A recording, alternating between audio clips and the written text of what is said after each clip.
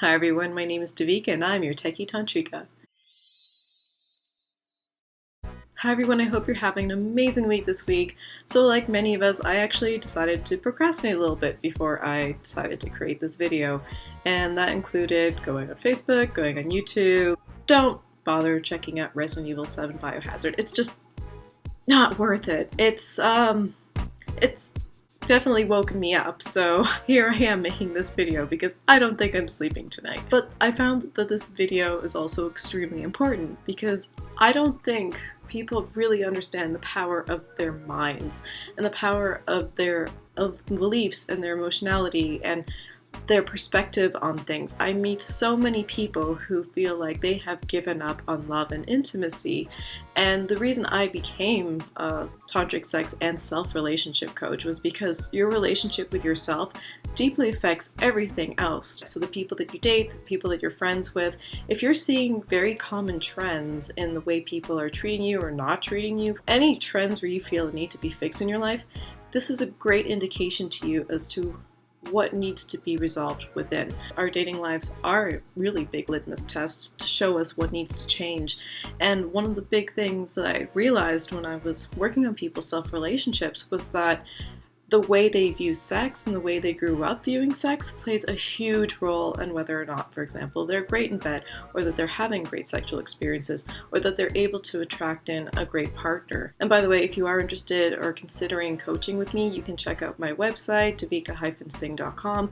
I do have a coaching section of my website, and I also have coaching available through Patreon. I am a sex health educator. I'm totally behind sex positivity because one of the greatest qualms with our society, even though it's considered a free society, is that we have a huge issue with sex. This is something that we all do, yet for some reason, when it comes down to actually talking about, let's say, questions you have about sex or problems that you're facing, there's so many walls around what we are able to talk about. Even when we're dating, you would think one of the most important things would to actually be able to speak with somebody about the things you want to try out or that you're actually turned on by, and see if that's something that the other person's into.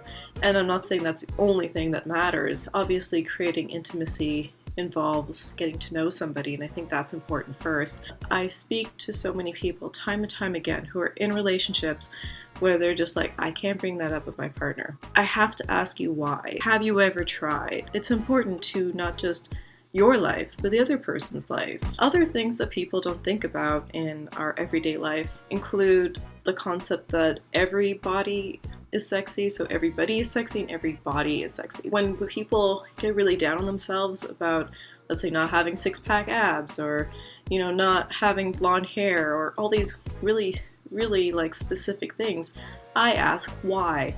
If you, like, for example, just go on fetlife.com right now, which is like the Facebook of Fetsters, you'll realize that there's really somebody out there for everybody. So your job as a person is to find your own fulfillment and your own happiness and to be the best you can be. And I know that sounds cliche, but the thing is, when people often say that, they don't tell you how to do that. Who you are in bed is who you are outside, and vice versa.